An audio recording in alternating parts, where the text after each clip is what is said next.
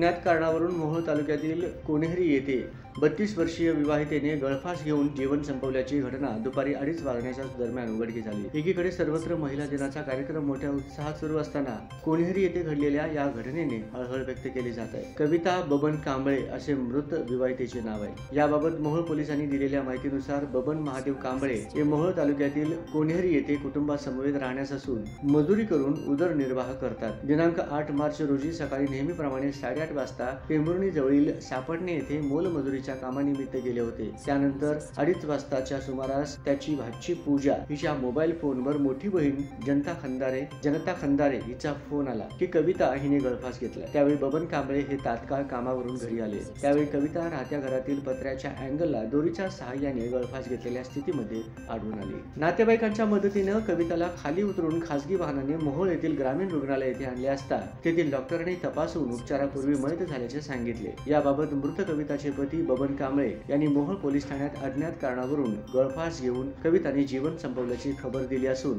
अधिक तपास police head constable नाळे